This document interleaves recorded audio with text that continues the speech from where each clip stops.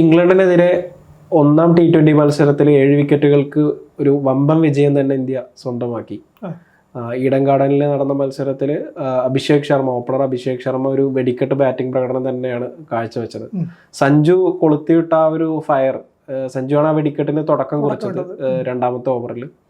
അതിനുശേഷം മത്സരം മൊത്തത്തിൽ അഭിഷേക് ശർമ്മ അങ്ങ് ഏറ്റെടുക്കുന്ന രീതിയിൽ ഉള്ള ഒരു മത്സരമാണ് നമ്മൾ കണ്ടത്. അടുത്ത മത്സരത്തിന് ഇറങ്ങുകയാണ്, അതായത് ചെന്നൈ ചെപ്പോക്കിലാണ് മത്സരം നടക്കുന്നത്.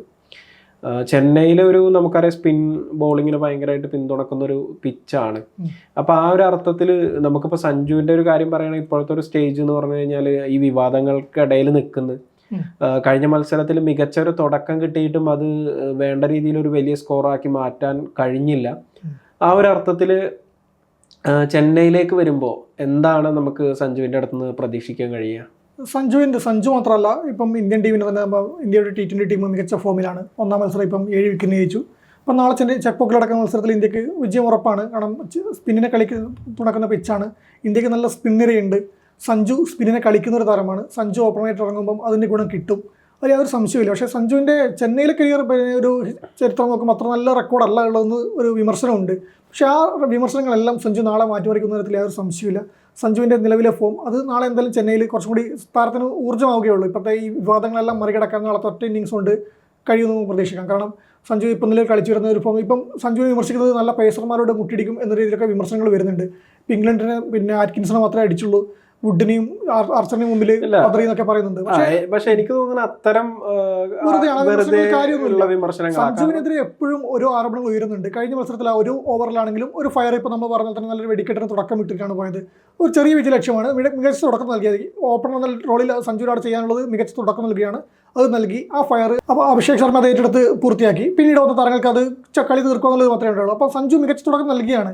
ആ തുടക്കം അത് തന്നെയാണ് ഓപ്പണറിന് അവിടുന്ന് പ്രതീക്ഷിച്ചത്. ഇപ്പോൾ ഇവിടെ വരുമ്പോഴേക്ക് അത് അവരുടെ പേസർമാർ ഒരു മുട്ടിടിക്കുന്ന പറയേണ്ട ആവശ്യമൊന്നുമില്ല, അത് അനാവശ്യവാദമാണ്. അല്ല, എനിക്ക് തോന്നുന്ന ഇത്തരം വാദങ്ങളൊക്കെ വെറുതെ ഒരു വിമർശിക്കാൻ വേണ്ടി വിമർശിക്കുന്നു.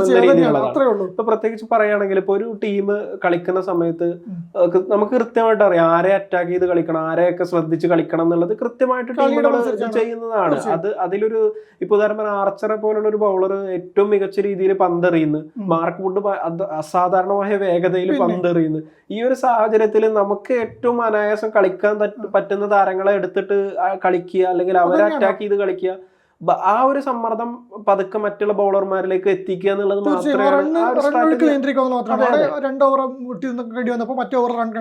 സഞ്ജു ഓപ്പണറുടെ റോള് പൂർത്തിയാക്കിയിട്ടാണ് മടങ്ങിയത്. അതിൽ ഈ പറയുന്ന വിമർശനമൊന്നും കാര്യമില്ല. അപ്പം അതിൽ തന്നെ പറയുന്ന സഞ്ജു പേസർമാരോട് കളിക്കില്ല, സ്പിന്നർമാരോട് കളിക്കുമെന്നാണ്. അപ്പോൾ ആ സ്പിന്നർമാരോട് കളിക്കുന്ന പറയുന്ന ഒരു നാളെ അംഗീകരിക്കേണ്ടി വരുന്ന വ്യത്യാസം സംശയമില്ല. കാരണം ചെപ്പോക്കിലെ പിച്ച് നമുക്കറിയാം, കാലങ്ങളായിട്ട് സ്പിന്നിനെ തുണക്കുന്ന പിച്ചാണ്. പക്ഷേ ആദ്യം മാറ്റി ചെയ്യുന്ന പരസ്യമാർക്ക് IPL എടുത്ത് നോക്കുമ്പോൾ ആദ്യം മാറ്റി ചെയ്യുന്ന ടീമിൽ കുറച്ചുകൂടി ചെറിയൊരു ആധിപത്യം കിട്ടും, നല്ലൊരു ബാറ്റിങ്ങിന് ഒരു സാധ്യതയുള്ള പിച്ചാണ്. അപ്പം ഓപ്പണറായിട്ട് ഇന്ത്യക്ക് ഫസ്റ്റ് ബാറ്റിംഗ് കിട്ടുന്നെങ്കിൽ സഞ്ജു അഭിഷേകം കൂടിയിട്ട് നല്ലൊരു തുടക്കം നൽകുന്നു പ്രതീക്ഷിക്കാം. ഇനി അല്ലെങ്കിൽ കൂടി ഇപ്പം പറയുന്ന സ്പിൻ പിച്ചിൽ വുഡും വേഗതയും പിന്നെ ലൈൻ ലെങ്ത് വെച്ച് എറിഞ്ഞാൽ സഞ്ജുവിനെ വീഴ്ത്താൻ പറ്റും എന്നൊക്കെ പറയുന്നുണ്ട്. അല്ലെങ്കിൽ സ്പിന്നർമാർ ഫസ്റ്റ് ബോൾ കൊടുത്ത സഞ്ജുവിനെ വീഴ്ത്താന്നൊക്കെ പറയുന്നുണ്ട്. പക്ഷെ എനിക്ക് തോന്നുന്നില്ല നിലവിൽ. പക്ഷേ എനിക്ക് തോന്നുന്നു ആദിൽ റഷീദ് ഒന്നും അത്ര ഫോമിലല്ല ഉള്ളത്. കാരണം കഴിഞ്ഞ കളി അഭിഷേക് ശർമ്മ എടുത്തിട്ട് അടിച്ച സിക്സുകളൊക്കെ കണ്ടതാണ്. അല്ല, അതും ശരിയാണ്. പക്ഷെ എന്നാ പോലും ഇംഗ്ലണ്ടിനെ സംബന്ധിച്ച് അത്ര ഒരുപാട് ഒരു സ്പിൻ ഓപ്ഷനുകൾ ഉള്ള ഒരു ടീമല്ല. ഇന്ത്യയുടെ കയ്യിലാണ് നല്ല ഓപ്ഷൻ ഉണ്ട്. അതെ അതെ. അപ്പൊ സഞ്ജുവിന്റെ റെക്കോർഡ് നോക്കുകയാണെങ്കിൽ ഇപ്പൊ അവിടുത്തെ സ്ട്രൈക്ക് റേറ്റ് ഒക്കെ 100 അടുത്താണ് സ്ട്രൈക്ക് റേറ്റ്. അതൊരു T20 ഒരു മോശം സ്ട്രൈക്ക് റേറ്റ് ആണെന്ന് പറയാം. അപ്പൊ സഞ്ജു കളിച്ച മത്സരങ്ങൾ എന്ന് പറഞ്ഞു കഴിഞ്ഞാൽ പക്ഷെ IPL ആയിരിക്കാൻ സാധ്യത. അതെ, ചെന്നൈക്കെതിരെയൊക്കെ ആവാനുള്ള സാധ്യത ഉണ്ട്. അപ്പൊ ചെന്നൈ നല്ല രീതിയിൽ അതെ. അപ്പൊ ആ ഒരു അർത്ഥത്തില് ഒരുപക്ഷെ നല്ല സ്പിൻ ബോളർമാരോടാണ്, സ്പിൻ ബോളേഴ്സിനോട് കളിച്ചിട്ടാണ് സഞ്ജു 5 മത്സരങ്ങൾ 59 റൺ മാത്രം നേടാൻ പറ്റിയിട്ടുള്ളൂ. ആവറേജ് 11 മാത്രമേ ഉള്ളൂ. അതിൽ തന്നെ ഇപ്പം പറയുന്നത് ഉയർന്ന സ്കോർ 26 റണ്ണാണ്, 3 4 2 6 അടിച്ചിട്ടുള്ളൂ എന്നൊക്കെ പറയുന്നത്. പക്ഷേ നാളത്തെ ഒരു മത്സരത്തോടെ അന്താരാഷ്ട്ര മത്സരത്തോടെ അത് മാറാനുള്ള സാധ്യത. നിലവിലെ ഫോം നോക്കണം നമ്മളിപ്പോൾ സഞ്ജുവിൻ്റെ പറയുമ്പോൾ IPL ക്യാപ്റ്റനായിട്ട് കളിക്കുന്ന സമയത്ത് തന്നെയാണെങ്കിലും പല ഫോം പിന്നെ സ്ഥിരതയില്ലാതെ വിമർശനം ഉണ്ടായ താരമായിരുന്നു. പക്ഷേ സഞ്ജുവിന് സ്ഥിതി ഇപ്പോൾ അല്ല. സഞ്ജു ഇപ്പം നല്ല സ്ഥിരതയുടെ ഫോമിലാണ്, നല്ല ഫോമിലുള്ള താരത്തിന്, നല്ല ടച്ചിൽ താരത്തിന് നാളെ ഇത് മറികടക്കാൻ പറ്റും. ഈ പറഞ്ഞ പോലെ സഞ്ജു നല്ല തുടക്കം നൽകിയാൽ പിന്നാലെ വരുന്ന പിന്നെ ഇപ്പം അഭിഷേകിനായാലും തിലകിനായാലും സൂര്യക്കായാലും ആ ഒരു ഓപ്പണർ തുടക്കം മുതലൊക്കെ ടീമിന് കഴിഞ്ഞാൽ നല്ലൊരു സ്കോർ എത്താൻ പറ്റും. നേരെ മറിച്ച് ഇന്ത്യയുടെ ബൗളർമാർ ഈ പറഞ്ഞ പോലെ തന്നെ നല്ല സ്പിൻ ഓപ്ഷൻ ഇന്ത്യയുടെ കയ്യിലുണ്ട്. എനിക്ക് തോന്നുന്ന നാളെ എന്തായാലും ഷമി കളിക്കാൻ ചാൻസ് ഉണ്ട്. ഷമിയുടെ ഒരു ഫിറ്റ്നസ് നമ്മൾ അറിയേണ്ടതുണ്ട് ചാമ്പ്യൻസ് ട്രോഫിക്ക് മുന്നോടിയായിട്ട്. അപ്പോൾ ഷമി അധികം ബെഞ്ചിലിരുത്തില്ല. ഇപ്പോൾ ആദ്യ മത്സരത്തിൽ ഇറങ്ങുമ്പോൾ നമ്മൾ ഏറ്റവും വലിയ സർപ്രൈസ് ആയിരുന്നു ഷമി ടീമിലില്ല, അർഷ്ദീപ് മാത്രമായിരുന്നു ഏക ഫസ്റ്റ് ബോളിംഗ് ഓപ്ഷൻ. പിന്നെ ഹർദിക്കാണ് ന്യൂ ബോൾ എടുത്തത് ഒന്നിച്ച്. അപ്പം അവർക്ക് പുറമെ ഷമീനെ ഇപ്പം എന്തായാലും അധിക മത്സരത്തിൽ പുറത്തിരുത്തില്ല. ഇപ്പോൾ ചെന്നൈയിലെ മത്സരത്തിൽ ഷമി കളിക്കുമ്പോൾ എനിക്കൊന്ന് രവി ബിഷ്ണോയി ആയിരിക്കും പുറത്തിരിക്കാൻ പോകുന്നത്. ഒന്നാം മത്സരത്തിലധികം തിളങ്ങാൻ പറ്റാത്ത പോയൊരു ബിഷ്ണോയി പുറത്തിരിക്കും. പക്ഷേ അവിടെ സ്പിന്നിനെ നമ്മൾ നോക്കുമ്പം നിതീഷ് റെഡ്ഡിയാണ്. നിതീഷ് റെഡ്ഡിനെ മാറ്റിയിട്ട് വാഷിംഗ്ടൺ സുന്ദറിനെ ആദ്യ ലെവലിൽ ഉൾപ്പെടുത്തുക. ആ 2 മാറ്റങ്ങളാണ് ഇന്ത്യൻ ടീമിൽ ഇപ്പം പ്രതീക്ഷിക്കുന്നത്. കാരണം ഷമി കളിക്കാതെ വരുമ്പോൾ ബിഷ്ണോയി പുറത്തിരിക്കും, നിതീഷ് കുമാർ പുറത്തു പോകുമ്പോൾ വാഷിംഗ്ടൺ സുന്ദർ വരും. ഒരു ഓൾറൗണ്ടർ തന്നെയാണ് നിതീഷ് കുമാർ പകരം വരുന്നത്. സ്പിന്നിന് നല്ലൊരു ഓപ്ഷനാണ്. അപ്പോൾ ഇന്ത്യയുടെ ബോളിംഗ് ഒന്നും കൂടി സ്ട്രെങ്ത് ആവുകയാണ് ചെയ്യുന്നത് ഇവിടെ. ഇപ്പൊ കഴിഞ്ഞ മത്സരം തന്നെ നോക്കുകയാണെങ്കിൽ സഞ്ജു അറ്റ്കിൻസിന്റെ ആ ഓവർ ഭയങ്കര അറ്റാക്ക് ചെയ്ത് കളിക്കുന്നത്. പിന്നെ അതിൽ എനിക്ക് തോന്നിയ ഒരു കാര്യം എന്താണെന്ന് വെച്ചാൽ തൊട്ട് മുമ്പത്തെ ഓവർ ആർച്ചർ ഭയങ്കര നല്ല രീതിയിൽ എറിയുന്നത് രാജസ്ഥാനിലെ സാധാരണ ഒക്കെ ആയിരുന്ന ആളാണ്. അപ്പൊ സ്വാഭാവികമായിട്ടും അടുത്തൊരു ഓവറിൽ അത്രയും അഗ്രസീവായിട്ടൊരു ഷോട്ടിന് മുതിരേണ്ട കാര്യം ഉണ്ടായിരുന്നു എന്നുള്ളതാണ്. അതായത് ഇപ്പോൾ ഒരു വലിയൊരു സ്കോറൊന്നും ഇംഗ്ലണ്ടിന് ഉണ്ടായിരുന്നില്ല. 132 റൺസാണ് ഇംഗ്ലണ്ട് ഉണ്ടായിരുന്നത്. അപ്പൊ അത്രയും ആ ഒരു സമയത്ത് അത്ര ഒരു ഷോട്ടിന് മുതിരാതെ കുറച്ചുകൂടി ശ്രദ്ധിച്ച് കൺട്രോൾ ചെയ്ത് കളിക്കുകയാണെങ്കിൽ ഒരു നല്ല ഇന്നിങ്സ് സഞ്ജുവിന് കളിക്കാമായിരുന്നു. പക്ഷെ അതേസമയം അതിന്റെ നേരെ ഓപ്പോസിറ്റ് ആണ് നമുക്ക് അഭിഷേക് ശർമ്മയുടെ അടുത്ത് നിന്ന് കാണാൻ കഴിഞ്ഞത്. അഭിഷേക് ശർമ്മ തുടക്കം മുതൽ ആ ഒരു അഗ്രഷനിലേക്ക് എത്തിയ സമയത്ത് പിന്നെ അതിൽ നിന്നൊരു പോക്ക് ഉണ്ടായിട്ടില്ല.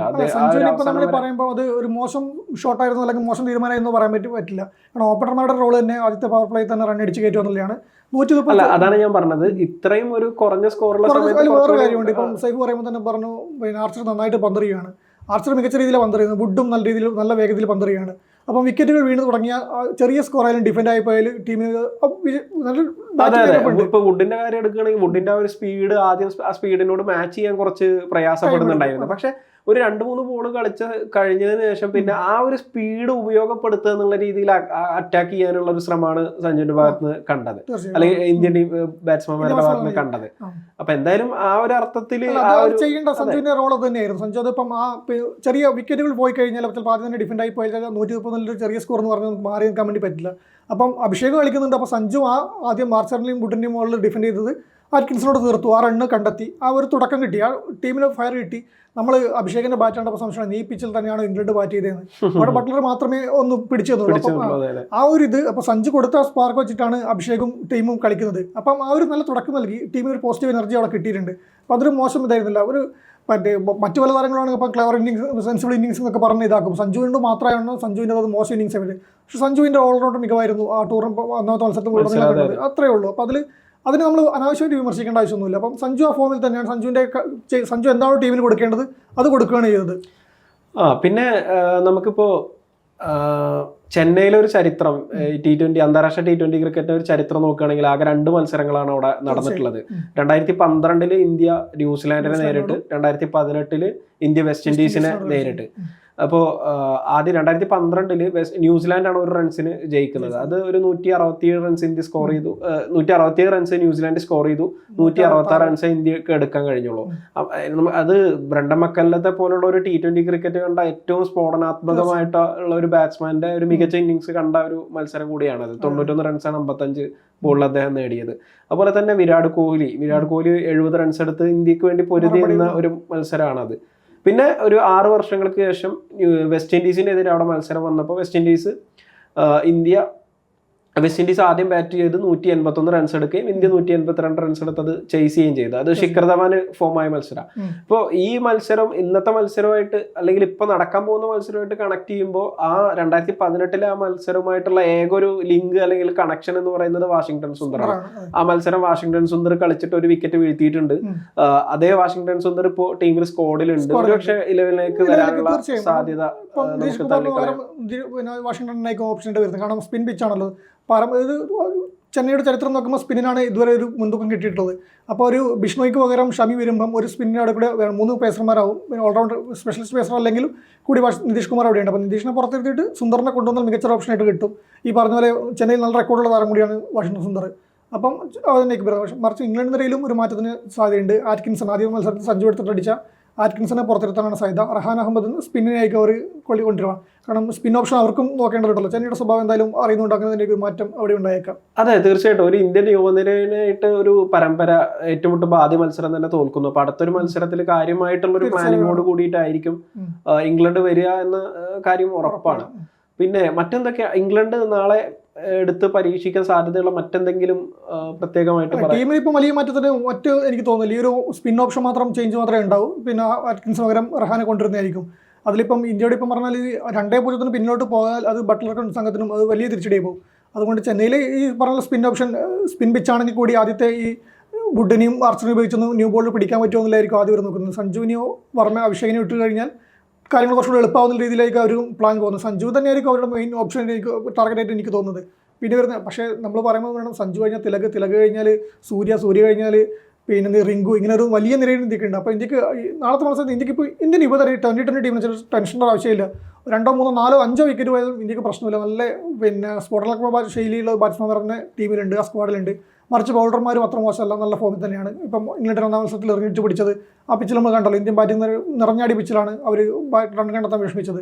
വരുൺ ചക്രവർത്തിയൊക്കെ ബോൾ സ്റ്റെമ്പ് എറിപ്പിക്കുന്നൊക്കെ നമ്മൾ കണ്ടാണല്ലോ. അപ്പം സൂര്യകുമാറിന് യാതൊരു ടെൻഷൻ ഉണ്ടാവില്ല ഈ ടീമിനെ സ്ക്വാഡിനെ കുറിച്ച്. നല്ല ഓപ്ഷനുകളും കയ്യിലുണ്ട്. ഇപ്പോൾ മാറ്റി പ്രയോഗിക്കാൻ വേണ്ടിയിട്ട് ഇപ്പോൾ ഷമിയും സുന്ദറും പുറത്തുണ്ട്. അവരെ എടുത്ത് ഈ മത്സരത്തിൽ കൊണ്ടുവരുന്നേ ഉള്ളൂ. അപ്പം ഇന്ത്യക്ക് വളരെ കൂളായിട്ടാണ് ഇന്ത്യൻ നാളത്തെ മത്സരത്തിൽ നടക്കുന്ന ഉറപ്പാണ്.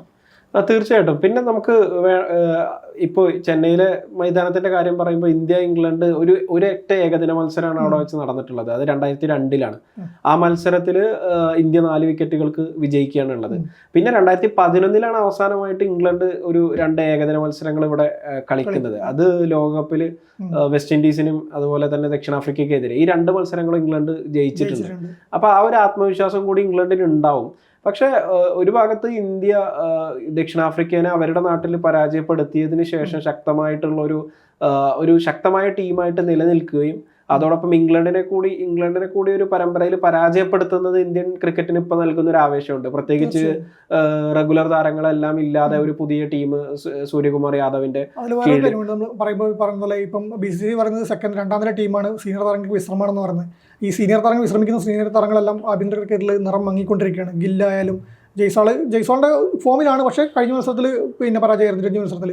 അപ്പം ഗില്ലിനെ പോലെ താരങ്ങളൊക്കെ ഫോം കണ്ടെത്താൻ ബുദ്ധിമുട്ടുന്ന സമയത്ത് ഈ യുവനിര കഴിവ് തെളിയിക്കുമ്പം ഇംഗ്ലണ്ടിനെതിരെ മികച്ച ഒരു ജയം നേടാൻ കഴിഞ്ഞാൽ ഈ ടീം സെറ്റായിരിക്കും എന്നാണ് എനിക്ക് തോന്നുന്നത്. കാരണം T20 വേറെ ഓപ്ഷൻ ഇന്ത്യക്ക് നോക്കേണ്ടി വരില്ല. ഇത് 1ാം നില ടീമായി മാറുന്ന തരത്തിൽ സംശയമില്ല. കാരണം അത്രയും നല്ല സ്ട്രെങ്തിലെ ടീമാണ്. പ്രത്യേകിച്ച് 2026 വേൾഡ് കപ്പ് വരുന്നത്. അപ്പൊ അങ്ങനെ നോക്കുകയാണെങ്കിൽ വേൾഡ് കപ്പിൽ നമുക്ക് പറയുമ്പോൾ രോഹിത്തും കോഹ്ലിയും ഒന്നും ഉണ്ടാവും എനിക്ക് തോന്നുന്നില്ല. പിന്നെ ഗില്ലാണ് പിന്നെ പുറത്തുള്ള ഗില്ലും ജയ്സ്വാളൊക്കെ എന്തായാലും T20 ടീമിലേക്ക് തിരിച്ചെത്തുന്ന ഉറപ്പാണ്. ഇപ്പോഴത്തെ മത്സരത്തിന്റെ ഷെഡ്യൂൾ കഴിഞ്ഞാൽ തിരിച്ചെത്തും.